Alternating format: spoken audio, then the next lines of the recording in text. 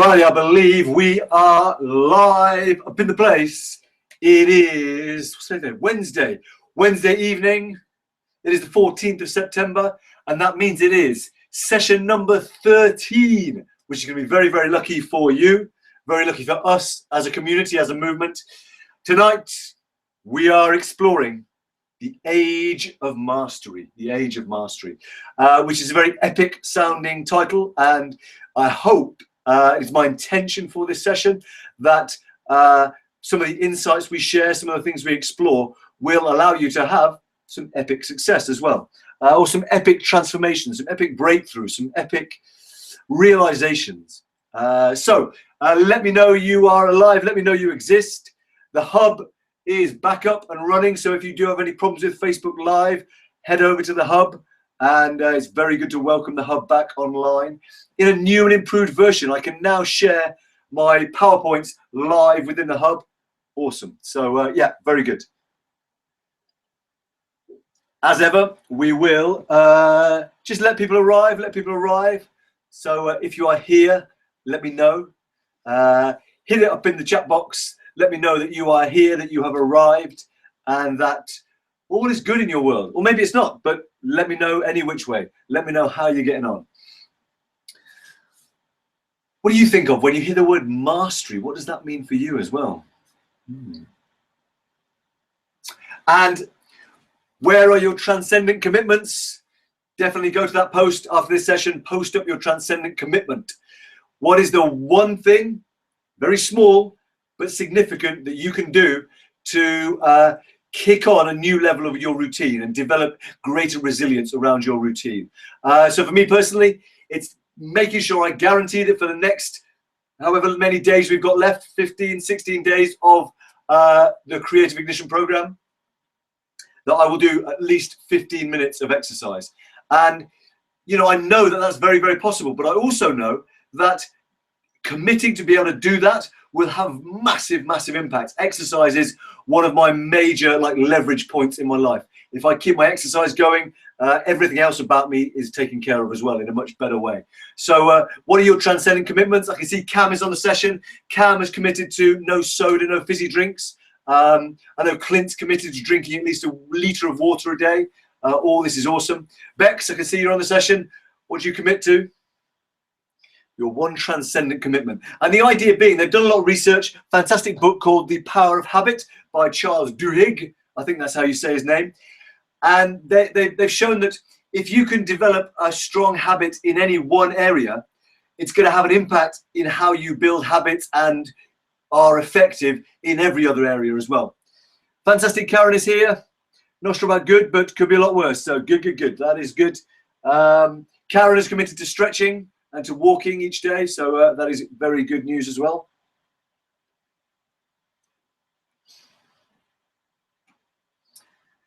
Oh, good to be with you. Good to be with you.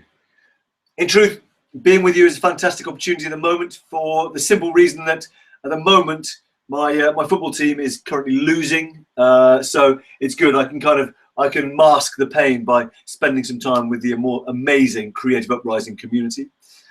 So thank you for that opportunity to ease my pain. Michelle is on board. Michelle is committed to getting up early and doing her creative stuff before her work day kicks in, so that she can relax in the evening. And this is how she relaxes. She spends time with the Creative Ignition crew. So big up, Michelle. Sun is shining over the beach this morning for Cam. It is shining here in Cornwall as well. We had a crazy lightning rainstorm last night. Super nuts, massive flooding everywhere, and Tesco got flooded. You know it's serious when Tesco is getting flooded. But today, beautiful sunshine, everything's all good. So yeah, very nice. All right, fantastic. I'm making a difference where you can. Good. Hello, Michelle. So fantastic. We'll give it 1 more minute, and then we shall get started. The Age of Mastery. Dun, dun, dun. Welcome to Epic Creative Ignition Productions. So yeah, let me know you're here. Let me know how you are, and we will crack on.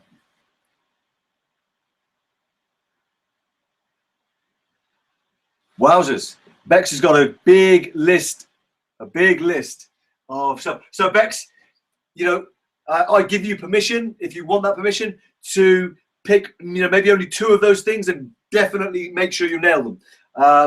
Because if you can do that, the other things you've put will almost certainly take care of themselves.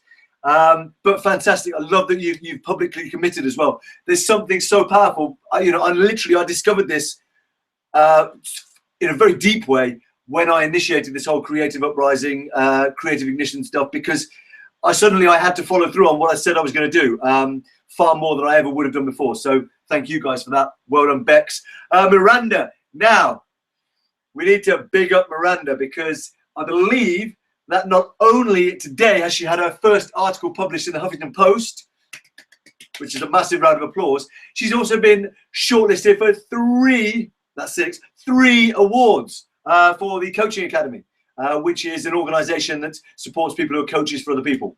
So Miranda, massive big ups, and yeah, keep being awesome, basically. Miranda, what is your transcendent commitment, which is one small thing you can commit to for the rest of the creative ignition journey, as a way of really kick-starting some powerful routine resilience for you?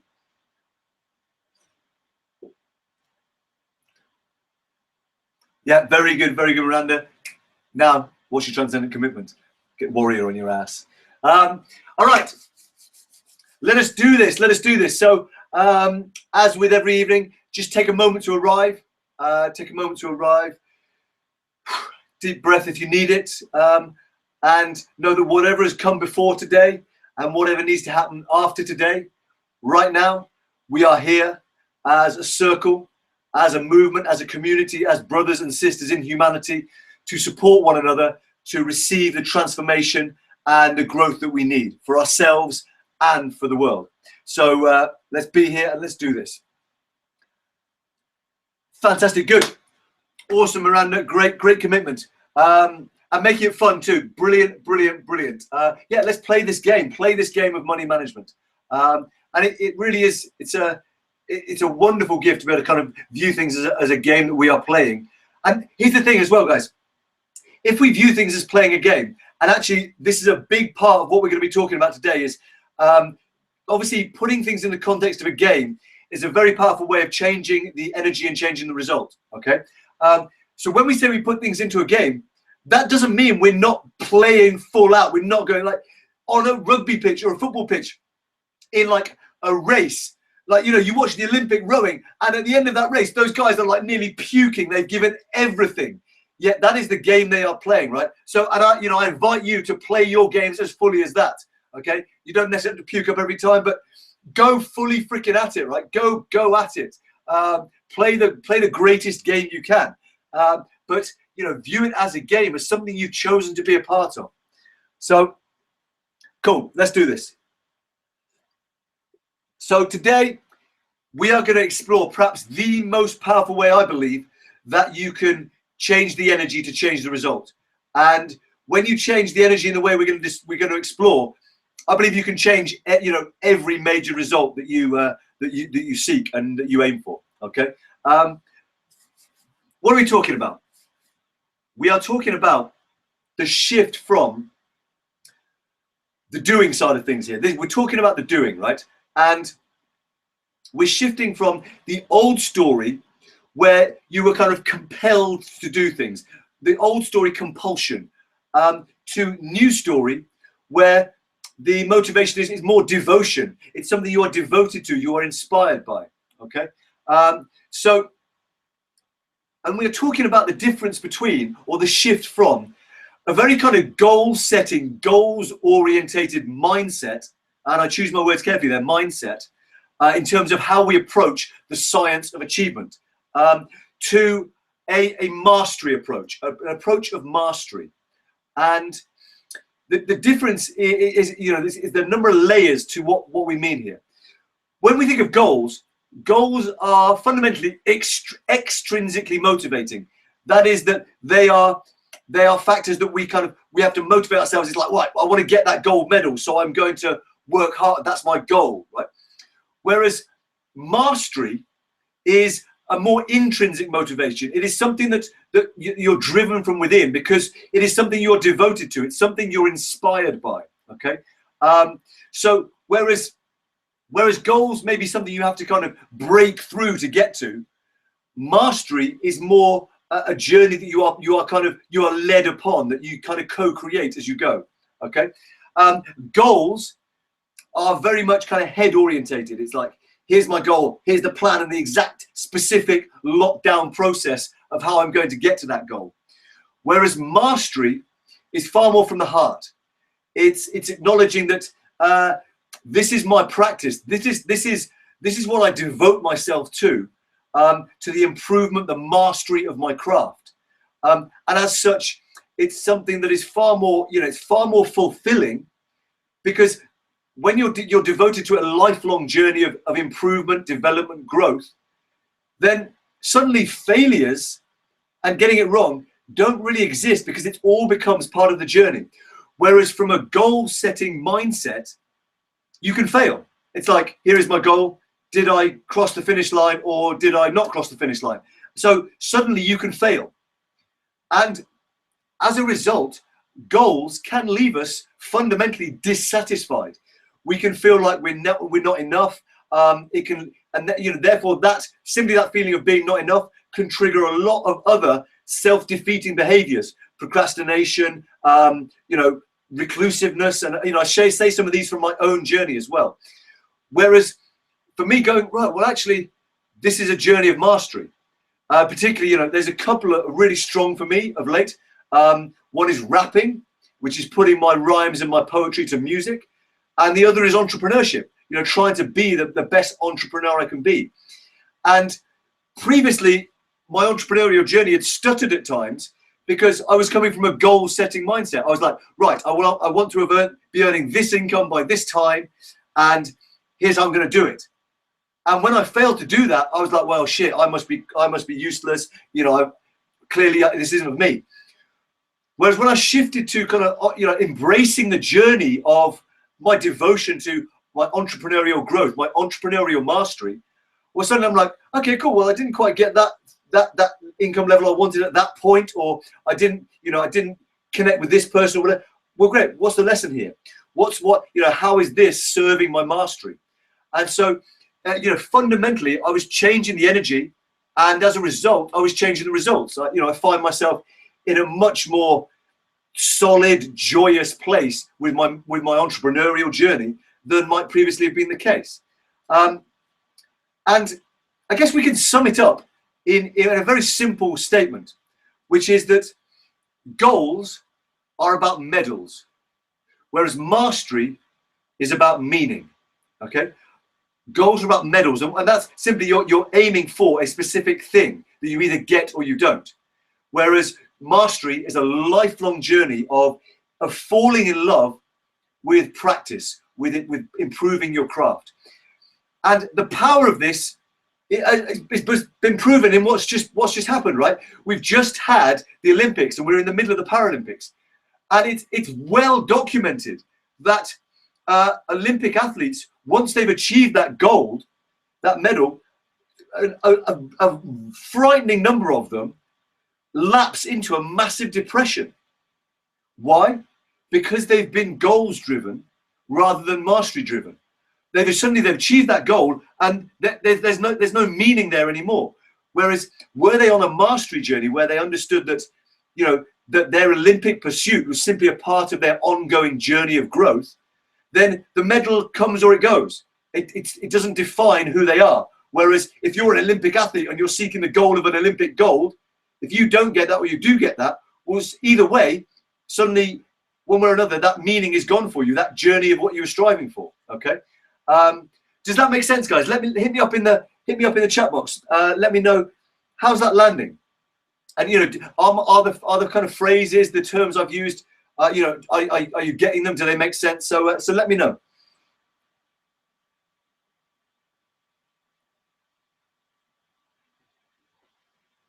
And I think it's really worth taking on board as well that if you commit to mastery, almost invariably that the medals will come. Because if you're deeply in love with your practice, devoted to mastering your craft, well, actually, you're playing the game you are choosing, and the getting up at 5 a.m., the extra training, all of that is it becomes a part of embracing the journey and diving into the mystery of this ongoing journey of growth and learning. Okay. Yeah, Michelle, I feel the achievement of goals can be quite hollow. Absolutely. And listen, what I really want to stress as well is a very important distinction, which is that in the old story, the head was in charge. And look where it's got us to. Massive global warming, species extinction, suicide is the biggest killer of men under 45, etc., etc. Right? So the head is clearly not a good master. The heart, as we shift into the new story, is really what needs to be in charge. Now, that doesn't mean that the head doesn't have a massively important purpose. So within your mastery journey, it is essential that you have goals. You're like, right, well, let's say I'm a footballer and I want to be able to kick the ball so that it swerves to the right. Okay, well, that is the goal for this week of my mastery journey. But I don't make the goal the end in itself. It's simply a part of the process. Okay, and that's a key distinction, is that if you make your life all about goals, like Michelle says, ultimately at some point you're going to find a lack of meaning and something that feels a bit hollow. Whereas if you make your goals a servant to the mastery journey, then actually you bring the best of your head and the best of your heart together. Okay, let me just check some of these comments so I can see them flying in. Yeah, so I mean, Harry's confirming this, right? Many hit the drink, hit the depression, and it really happens, at the end of footballers' careers as well. Harry's figures on this are just crazy. The amount of either bankruptcy because they're seeking that rush that they used to get from playing in negative ways, like gambling and things, because those kind of goals of winning the game or whatever have been taken away. Whereas those who actually make the transition from footballer pro to ex-footballer are those who have a kind of broader purpose. So someone like Craig Bellamy, who some of you may have heard of or not, very famous kind of feisty footballer, but actually was doing a huge amount of charitable work, setting up football schools in Africa after, during his career. So that after his career, actually his mastery journey continued, going, right, well, I used to be a footballer. What can I take of my footballing experience in terms of the disciplines I developed, my training, all that sort of stuff, and how can I now apply that to the mastery of serving my charitable work in the biggest possible way? Okay, so Harry, thanks for that. Absolutely true. But Bex, that's fantastic to hear that it's landing with you, because I've been more goals driven than mastery driven. It's like I said, it's not to dismiss goals at all, but it's to make them here's another kind of metaphor that might work as well, which is that goals are the vehicle, but mastery is the road. Okay, and so if all you do is spend time focusing on the vehicle, you're going to miss out on some incredible journeys, because you're not being aware of where the road might take you and where the road is actually currently going. So that may help as well. Cool. Yeah, goals can be missed and leave you feeling like you failed. Absolutely. And again, this isn't to say that, again, we shouldn't have goals as a part of it. And this is where our warrior really comes in, right? Which is to go, hey, I'm gonna nail this goal, but to understand it is part of something greater, which ultimately, it gives a much deeper meaning and a richer experience, so that success or failure of the goal is embraced with joy either way. Okay. Cool. So the big question, of course, then is, and guys, thank you for the interaction. Really, really great. Loving to kind of see how this is going. Okay. So the big question, of course, becomes, well, what does it take to have a mastery practice, to devote yourself to mastery? Okay. And there's three elements to this, and I'm going to share a little story as well that will highlight this. Okay. So I'm just on the hub. I'm going to switch over to my PowerPoint, so that if you guys want to watch back, you can do that with the PowerPoint thing that I've got. So let me do that for you now. Where's it gone? Start. Ooh, the technology. There we go. Cool, fantastic. So let's go with this. Let's go and share it. There we go. Perfect. Cool. So we're in. I've even got like a little clicker thing, so I can now be very animated and talk you through it. Hey, on the hub, you're now on the slideshow, and I'm going to take you through this. So I call this the talent formula. Okay, the talent formula, and it is essentially a formula for how you can turn any talent or thing that you would, thing you'd like to be good at, how you can kind of transform it into a journey of mastery, okay? And there's three elements. The first of those is practice. You may have heard of things like the 10,000 hour rule, which for those who haven't, is the idea that in order to be a world-class performer in an area, be it music or sport or writing novels, or graphics, whatever it might be, it takes approximately 10,000 hours to get to a kind of world-class expert level, right? Now, whether you want to get to that world-class expert or not, fundamentally, mastery is about having a practice. So the kind of, I guess the ninjas would say, their practice is their martial art. And it's something they devote themselves to. So regardless of whether you want to put the 10,000 hours in and get to world-class performer status, fundamentally, mastery is about loving practice. And there's a number of ways that we can practice really well, which is to make each practice session a little bit too hard. And remember when we discussed flow factors, the kind of ratio is the ratio of the challenge to the skill level you currently have. The challenge should be about 4% harder. And so what that means is in your practice, you're devoting yourself to essentially failing, making mistakes, messing up.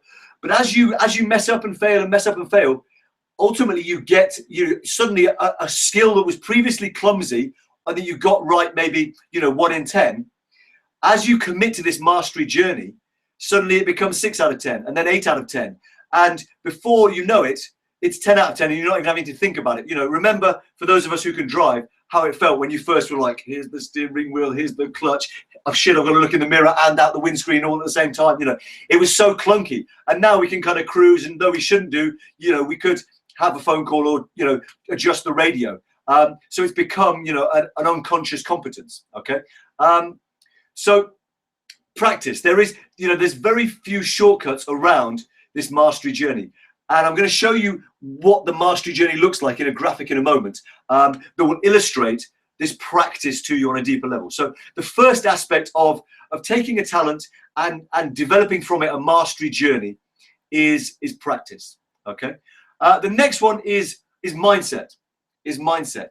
And you have got to, with this, there's two things. One is fall in love with failure and do it joyfully is the second. Because if you are practicing in the right way to actually continually develop yourself, develop your mastery, like we said, you're going to be failing, you're going to be messing up, because the only way you do that is you fail, you get feedback. Right, well, that didn't quite, again, if we use the football example, right, well, the ball curved to the left and I want it to curve to the right. So let's try kicking it there on the ball. Oh, no, it goes up in the air. Let's try kicking it there. So it's a constant feedback loop. And we're going to come on to feedback in a moment. So the mindset is you've got to fall in love with messing up, with failing, okay? Failing in inverted commas, obviously. And do it joyfully. Because those people who cannot accept that there is this kind of failure, messing up aspect are the ones who will try to get good at something for a little bit, and then they'll just be like, oh, well, it's obviously too hard for me, I'll go and try something else. And they'll try lots of different things and never go deep with anything, okay? And the encouragement here, the invitation, is to have a growth mindset, to know that it is possible to grow and develop in ways you'd never thought possible if you take tiny steps over a long period of time. And that is ultimately what mastery is all about.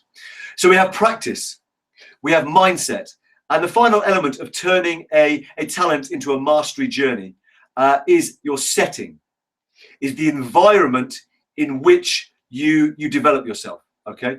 And there's a couple of elements here. One is getting the right coach or mentor, someone who can give you the feedback you need So, say in the football example, let's say I was trying to bend the ball to the right by kicking it, and it just kept going to the left. Well, I've exhausted my resources in terms of how I can improve. So the only thing I can do is go and either find a load of other footballers and ask them, or find a football coach, someone who can say, no, George, you're kicking with totally the wrong part of your foot. You've got to do this. Okay. And that is what we mean by setting, is putting yourself in a situation, in an environment that is going to support your growth and your mastery. And the key word here is feedback, which is, if you can't get feedback on whether you're doing it right or wrong, then you're never going to grow. Think of a chef, right? Say there's a chef who is trying to have a steak restaurant, and every day he practices. He's like, I'm going to have the best steak restaurant, but he's never getting any feedback. He's not putting himself in the right setting to learn. So all he does every day is practice burning the steak. It doesn't matter how much he practices. It doesn't matter how much he's got the mindset, because he's not putting himself in the setting where he can learn from his mistakes. He's never going to improve, or she, if the chef is a she. Okay, so that is the talent formula of how you transform talent, any kind of seed of talent you may have, and you take it into the realm of a mastery journey. Okay, so practice, mindset, and setting. Let me know if that makes sense for you. If those kind of three elements, you can see how they fuse together and work together. Okay, and to highlight this, I want to share a little story with you. I want to share a story with you about a young boy who was about 15 years of age. And fantastic. So Cam's describing it. So great. And Cam, here's the thing. Your journey is, you've played a lot of football, but being a coach for football is very different to playing it. So, I love the way that you are so devoted to your mastery journey of developing as a coach. Really, really excites me. And so this young boy, he likes music, right? So he wants to be a musician, and he's at this stage, it's a bit average, really. I first met this young boy when what was the second part of setting? So setting is it's getting a right mentor or coach, and it is also putting yourself in the environment. So at the same time, you need to, you need to be able to get feedback. Okay, so setting is about getting feedback, and about putting yourself in an environment that is going to support your growth. So if you're living in a house with people who smoke and drink and party, and you're wanting to be an elite athlete, that setting is definitely not going to serve you. You can have the best coach who's giving you the right feedback, but if you're still stuck in that environment, then you're going to struggle, right? So setting is about getting the feedback from a coach or a mentor, someone who knows, and about putting yourself in the right setting, aka environment. Okay. Thank you for the question, Michelle. So this young boy who wants to be a musician, I met him when I was actually touring. I was managing an artist, a rapper, and this rapper who I managed was on tour with a band who at the time had just topped the charts. And so we thought we kind of made it here. And so it was a nationwide tour. We did like 20 different venues around the country.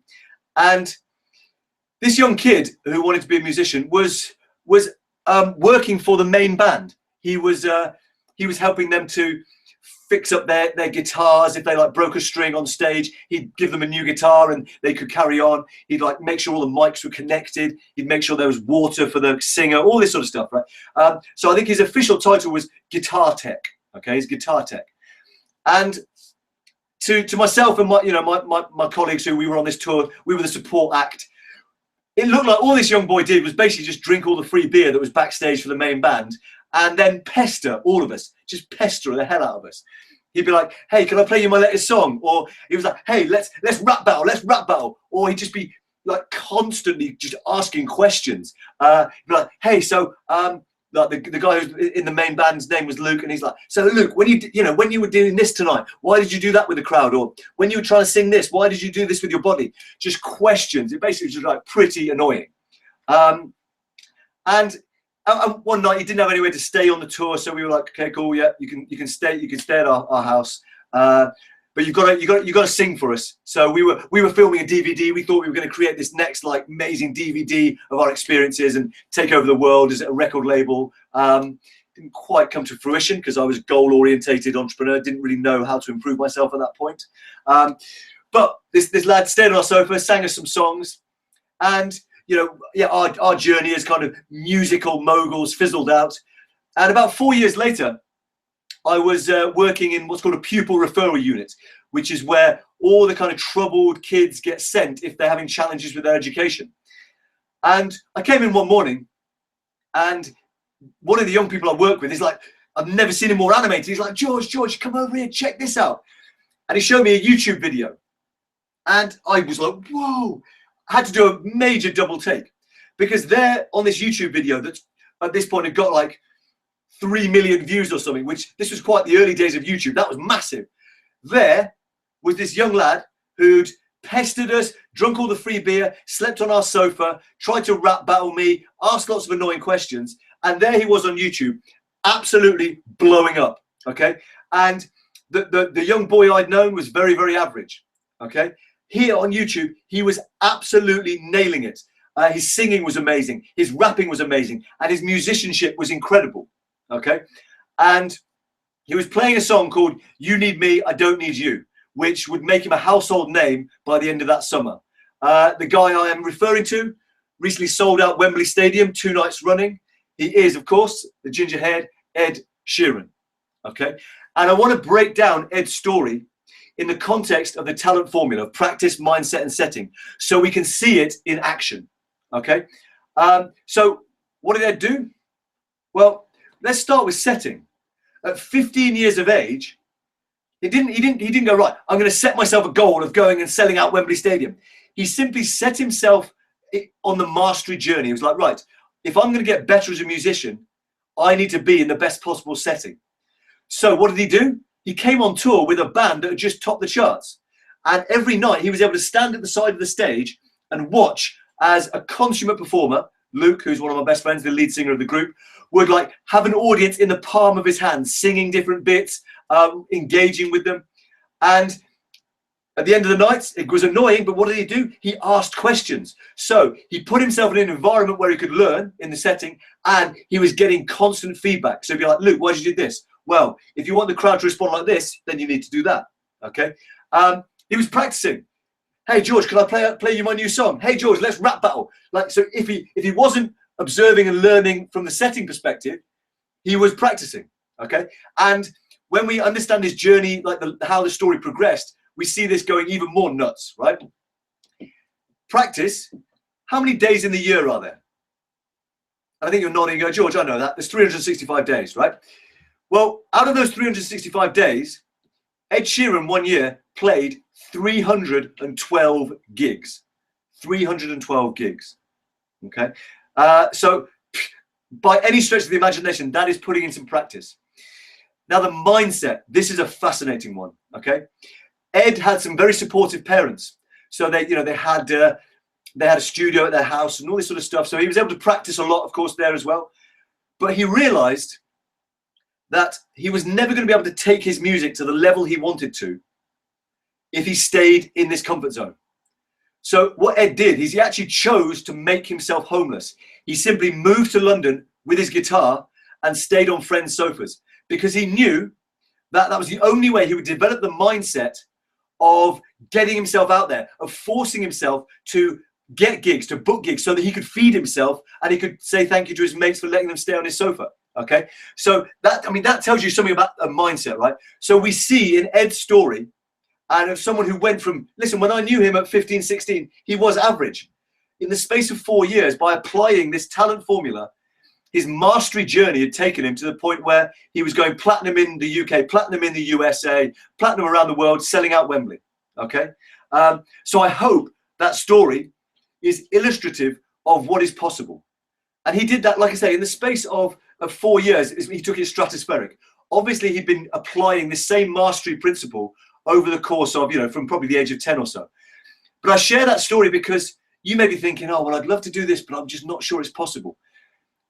Truly, if you can apply these 3 things, embrace practice, mindset, and setting, and really commit to them, this devoted mastery journey, what you are capable of achieving in the next 5 to 10 years is truly, truly phenomenal. I know it for a fact, largely because, 3 years ago, I couldn't rap. And now I have people who I know are very, very good rappers who go, hey, that's not bad. And for me, that's like the greatest compliment in the world. And I haven't even had the time to devote the level of practice I would like. Yet I know it's because I've consistently, each day, just tried to do a little something. Or each week I've gone like, hey, that beat, how could I rap over that beat? I'm constantly asking that question. That mindset is there, okay? So I hope this highlights how you can take this on for yourself, okay? And I want to just do a couple of things by way of a practical thing so that we can go forward, okay? All right, fantastic. So, Cam, great to hear that story has served your kids as well in your school. I'm going to stop sharing my screen and head back onto the hub for people.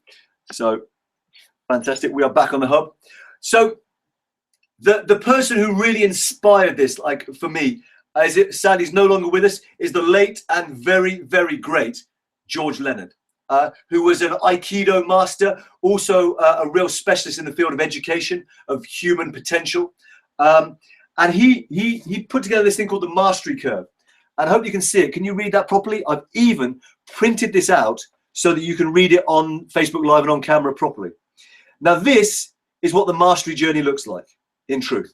Most people would think that if you commit enough time, then your skill is just going to develop. It's going to be this kind of straight line, okay?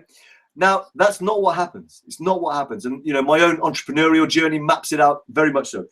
What you'll have is you'll have a kind of plateau where you're at the same level for a period, and then you'll have a breakthrough. So for me, it was like suddenly I knew how to put my words to a beat. But then as I tried to get better, as I tried to realize there's more nuances to this. Well, I can put my words to a beat, but it sounds very clunky. How do I stop that? So to try and work that out, I actually dropped my level.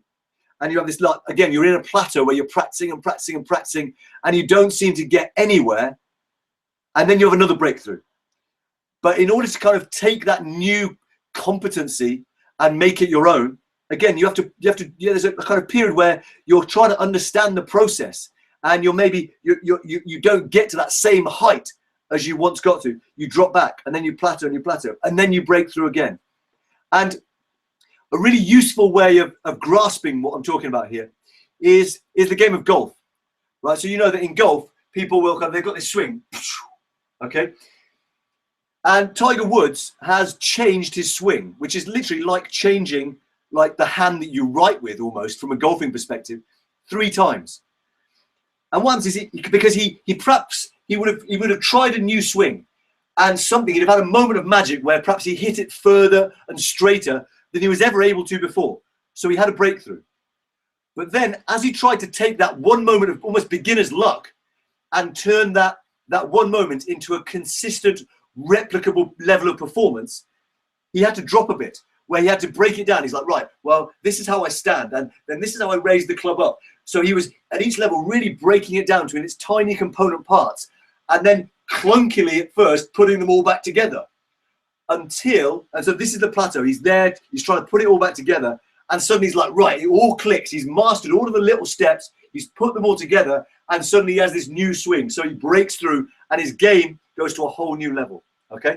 And then the process starts again, but this time it might be with his putter, or, so does that make sense? Let me know that this kind of mastery journey makes sense, because here's the thing. If you're feeling like you're struggling right now, you may well be on the plateau. And sadly, the only cure for the plateau is more practice, And that is why the mindset is so vital, because, if we're stuck on the plateau and we're like, God, I'm practicing, and it just doesn't seem to be getting any easier, unless we've got that mindset that trusts if we commit to this mastery process, we are going to have the breakthroughs, then we're going to quit. And we might quit when we're like literally, with 2 feet away, 2 days away from the ultimate breakthrough, okay? So does that make sense? The only cure for that plateau, if you're struggling, is just to keep practicing, and have that mindset of this is going to work.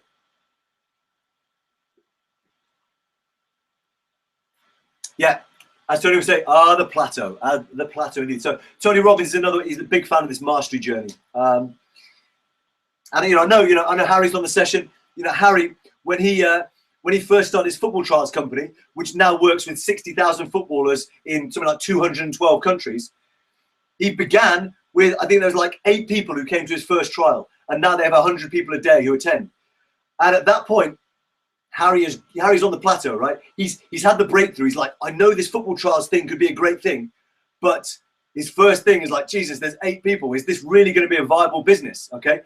And, Harry will share his story with you. He says, for the first 6 months, he was working 18-hour days. That is his practice time as he's trying to break through to that next level. And we were discussing it today. As his journey's gone on over the last 4 years, certain business partners have fallen away. And each time, actually, although it seems like something's falling apart, it's because it's the process of breaking through to a new, fuller level. Okay. So I hope that illustration helps. And if you do nothing else from this session, go and get a book called Mastery by George Leonard. Mastery by George Leonard. Tiny little book, but like one of the most mind-blowingly powerful, awesome books. You can read it in 2 hours, and it's truly, truly amazing. Yes, Harry, he almost quit after 2 months. So please, if you are on the plateau and you're feeling like quitting, please use this session, Harry's example, Ed Sheeran's example, to say, look, if you just stay on that plateau, keep practicing, you will get the breakthroughs. Okay. Fantastic. So we've got a couple more things to cover. One is there's going to be two things you're going to need to commit to. Okay. One is mastery. And the reason we did the True You exercise right at the start is so you have an idea of the things you would love to be doing in your life. Well, now the invitation is to commit to them lifelong. 3 or 4 things that in your life you're saying, I'm going to die in the process of getting better than I was yesterday at these 3 or 4 things. Okay. So for me, definitely it is poetry and rapping. It is educating, and it is, for me, I think hosting is the word I would use. It's bringing together groups of people and helping them collectively to facilitate each other's transformations. I know that those are the major ones. And I think the underpinning element of all of those is entrepreneurship for me, because I feel like it's the one which can bind all of those things together and really help things to go massive. So, those are my mastery commitments. And however, there are other things that if you want your mastery to be able to serve in the way you want, you're going to have to get not super expert world class at, but good at. You're going to have to be able to do. Okay. And maybe you're going to have to be able to do them until you can hand them to someone else. Okay. Yeah, absolutely, Karen. When things feel like they're falling apart, absolutely, they are just changing. And that is why, we began this session with change the energy, change the result. Shift from goals to mastery, because it gives you a context in which to have greater faith that you're leaping in the right direction. Okay. So you're committing to, maybe 3 or 4 things. That's it for your mastery, for your entire life. And that's why you've got to fall in love with those things and fall in love with messing up, because, you love them, right? But there's things you're going to have to be good at so that those things can get out to the world and can serve the world. Like for me here, learning how to do a Facebook Live thing, learning how to get the hub back online. So, Google changed this one thing. I tried to do this one thing, it didn't quite work, but now I found a way. Okay. And what that comes down to is what is called the 20-hour rule. The 20-hour rule, which is generally for any new skill, for you to be able to master it to a level of competency where you can do it, right? It will take probably 20 hours. Now, I hope you're going, thank God for that. Some of you may be thinking, at some point I'm going to need to have a website. Or you might be thinking, hey, I'm going to need to work out how to, shoot videos, okay? It's not this massive, overwhelming thing. It will probably take you 20 hours to get good at it, okay? I know Harry and I, we discuss SEO, which is search engine optimization. And that's the process of, making sure that Google ranks you highly. Now, that's not Harry's love. That's not the thing that he devotes himself to and wants to, spend his life doing. But he got good at it so that it made sure that his trials would be successful. And I asked him, roughly how many hours do you think it took you? Kind of testing. He's like, yeah, about 20. That's probably right. So that 20-hour rule. And there's a fantastic, I think it's a TED Talk or YouTube video by a guy called Josh Kaufman. and I'll post all these up in the comments as well, so you've got them, where he shows the process of learning to play the ukulele over the course of 20 hours. He then kind of does a song, and it's awesome, right? But I won't spoil it too much. Check that out. So please take that gift, which is anything you're kind of thinking, hey, you know, I'd love to be doing this. I'd love to be giving my gifts in this way. Oh, but there's a sticking point. I'd have to be able to do this. 20 hours is effectively 45 minutes for a month. So basically, the time you're taking on this creative ignition journey, if you just spend that same time in a couple of months' time on that thing that you need to get good at, you've done it. You've nailed it. Elise, hello. Fantastic to have you on the sessions. Wonderful to have you here. So guys, let me know, has this been useful? Have you had some insights into how you might approach the process of developing and sharing your gifts? And the invitation is to do two things, is to note down what are the 3 or 4 things that you make a lifelong commitment to be better at, to kind of take as your mastery practices, okay?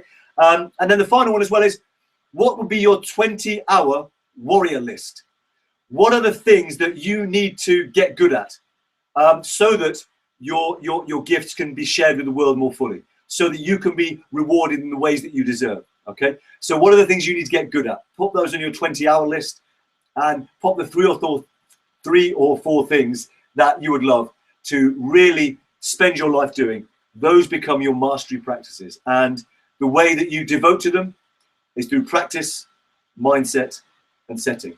And we know from that ginger lad that you can go from being fairly average to being pretty damn awesome in a very short space of time. So guys, I hope this session has been useful.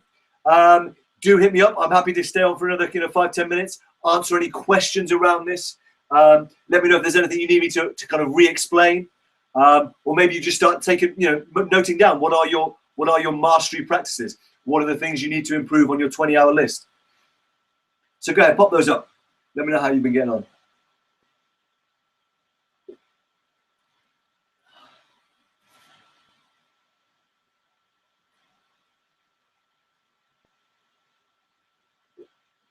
Awesome session, great. And Cam, of course, this can really help your, the kids you have at your school, or your those in your soccer academy, because at their age, particularly if they're 10, 12, what they can achieve if they just each day, half an hour, 45 minutes, just devoting to their craft, the results are so crazy, so ridiculous. So yeah, hopefully you can use this mastery context to serve your community as well. Fantastic, good, Bex. Very, very glad. Very, very glad. Cool. So anything else? Any questions? Good, Miranda. Fantastic.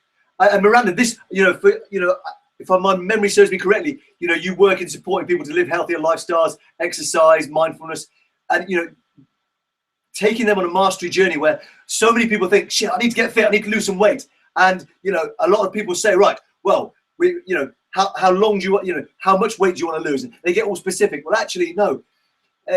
Miranda, I hope you can say that if you can take your clients on a mastery journey, then ultimately in 10 years' time, not only are they going to be healthier, but they're going to be, their minds are going to be sharper. They're going to be eating right, because the mastery journey will help them to develop the habits that take care of all the other stuff they wanted. Okay, cool. Oh, so Michelle, I'd like to be around more writers, but they're so odd. Yeah. These creative types. So Bex, it is a guy called George Leonard. George Leonard is his name. Although probably if you put Mastery by George Leonard in Google, it'd still find it for you. Nice. Harry's loving it. Good, good, good. Fantastic. Harry knows a lot of this stuff, but it's always good. And here, guys, you may well have heard this before, but always be open to hear it again, because something may go in differently, and then you're going to be able to act differently and serve differently as well. Fantastic. So lifestyle, a way of being. Absolutely. Now, I love that, Miranda. I love that. That's a great way of kind of closing it up. Is, we spoke about the being of doing, right? Which is that your doing can only be as strong as your being. Now, if you commit to mastery as your method for doing, it's going to be charging up your being at the same time. So you you get this wonderful synergy. So fantastic. Thank you for sharing that, Miranda. Nice. So, yeah, Harry's mentioned there you're using your why to get through the tough times, and that is the thing. if you are on that plateau and you're like, oh dear God, definitely, really reconnect with why are you doing this? Why are you doing this? And that can really help to kick your mindset back in of like, here we go. And I'd also add to that as well, connect with your why not as well. Connect with your why, the thing that really inspires you to keep going, but also the why not, the thing that you're like, I want to change this. This is the thing that angers me in the world. Your anger is the fire that will keep you going as well. So have your inspiration and have that, that motivation from the why not, the thing you really want to change. That is the thing that will keep you progressing on the plateau as well. Go on, let me see.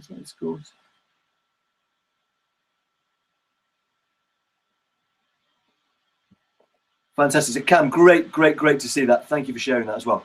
So brilliant, guys. I reckon we're good to go. So thank you so much, guys. If you haven't yet made a transcendent commitment to do one small thing every day for the rest of this creative ignition journey, do that so that you can take your resilience, your routines to a new level.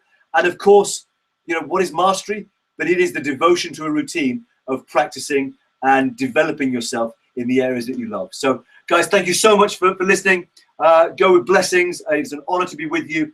And where's my thing? Tomorrow. Yes, so tomorrow we start to hit the ground running with, what are you going to be doing in the world? We've laid some very strong foundations. We've connected with what your gifts might be. We are now going to start looking at, right, let's get some clarity on how you can start sharing them. What do you stand for? What are you going to be known for? How can we get you out there? So that's what we're going to be starting to transition into. So fantastic. Thank you so much. Blessing to have you. And I can't wait to be with you tomorrow. Go well.